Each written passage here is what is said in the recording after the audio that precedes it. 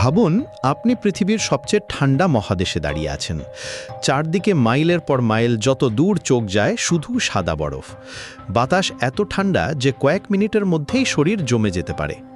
এই নির্জন প্রাণহীন সাদা জগতের মাঝখানে হঠাৎ আপনার চোখে পড়ল এমন একটি দৃশ্য যা দেখে হয়তো আপনি নিজের চোখকেও বিশ্বাস করতে পারবেন না। একটি বিশাল বরফের পাহাড়ের বুক চিরে নিচের দিকে বয়ে যাচ্ছে গাঢ় লাল রঙের তরল, দেখতে যেন রক্ত। কিন্তু প্রশ্ন হলো, বরফের পাহাড় থেকে লাল পানি বের হবে কেন? এটা কি সত্যি রক্ত, নাকি প্রকৃতি এখানে এমন কোনো রহস্য লুকিয়ে রেখেছে যার ব্যাখ্যা খুঁজতে বিজ্ঞানীদের লেগেছে 1 শতাব্দীরও বেশি সময়? আজ আমরা জানব পৃথিবীর সবচেয়ে অদ্ভুত প্রাকৃতিক ঘটনাগুলোর একটি, ব্লাড ফলসের গল্প। গল্পের শুরু 1911 সালে। সেই সময় অ্যান্টার্কটিকা ছিল পৃথিবীর সবচেয়ে রহস্যময় স্থানগুলোর একটি। মানুষের পা সেখানে খুব কমই পড়েছে। ব্রিটিশ অভিযাত্রী এবং ভূতত্ত্ববিদ গ্রিফিথ টেলর তখন অ্যান্টার্কটিকার একটি অঞ্চলে গবেষণা করছিলেন।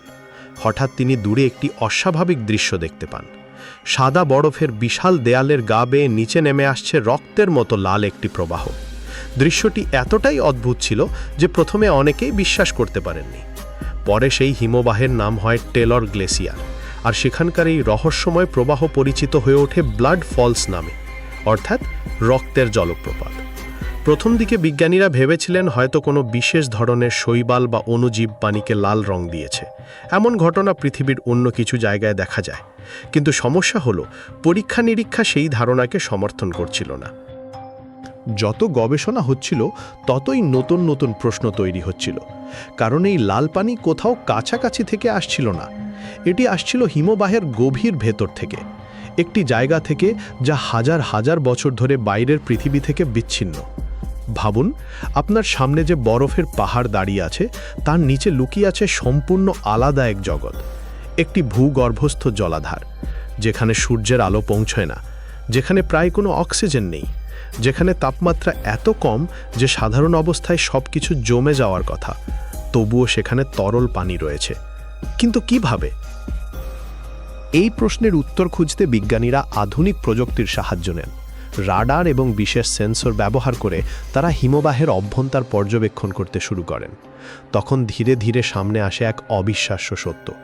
টেলর গ্লেসিয়ারের নিচে আটকে আছে অত্যন্ত লবণাক্ত একটি পানির ভাণ্ডার। এই পানিতে লবণের পরিমাণ এত বেশি যে অত্যন্ত কম তাপমাত্রাতেও এটি পুরোপুরি জমে যায় না। অর্থাৎ বাইরে সব কিছু বরফে পরিণত হলেও গভীরে কিছু পানি তরল অবস্থায় টিকে থাকতে পারে।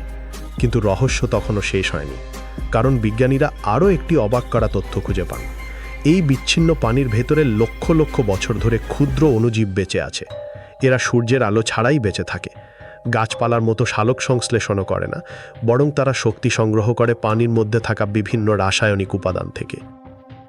এই আবিষ্কার বিজ্ঞানীদের এতটাই বিস্মিত করেছিল যে অনেক গবেষক বলতে শুরু করেন, যদি পৃথিবীর এমন কঠিন পরিবেশে জীবন টিকে থাকতে পারে, তাহলে হয়তো মহাকাশের অন্য কোথাও, বরফের নিচে লুকিয়ে থাকা জগতেও জীবনের অস্তিত্ব থাকতে পারে।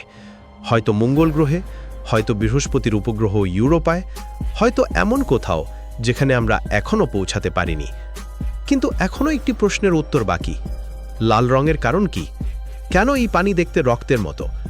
এই প্রশ্নের উত্তর খুঁজতেই বিজ্ঞানীদের লেগেছে প্রায় 100 বছরেরও বেশি সময়। হিমবাহের নিচে আটকে থাকা পানির মধ্যে রয়েছে প্রচুর পরিমাণে লোহা।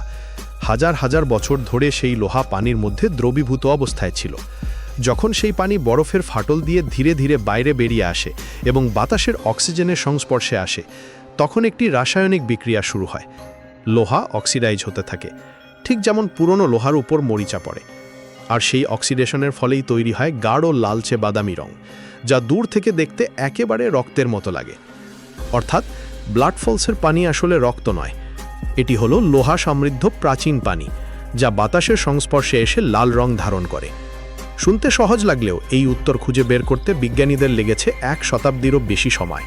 আর সেই কারণেই ব্লাড ফলস শুধু একটি অদ্ভুত প্রাকৃতিক দৃশ্য নয়, এটি পৃথিবীর ইতিহাসের একটি জানালা, একটি জায়গা যা আমাদের দেখায় কিভাবে জীবন সবচেয়ে প্রতিকূল পরিবেশেও টিকে থাকতে পারে, কিভাবে লক্ষ লক্ষ বছর ধরে বিচ্ছিন্ন থাকা একটি জগৎ নিজের নিয়মে বেঁচে থাকতে পারে, আর কিভাবে একটি সাধারণ রাসায়নিক বিক্রিয়া পৃথিবীর অন্যতম বড় বৈজ্ঞানিক রহস্যে পরিণত হতে পারে। সাকিবুল ইসলাম, রাইট টিভি।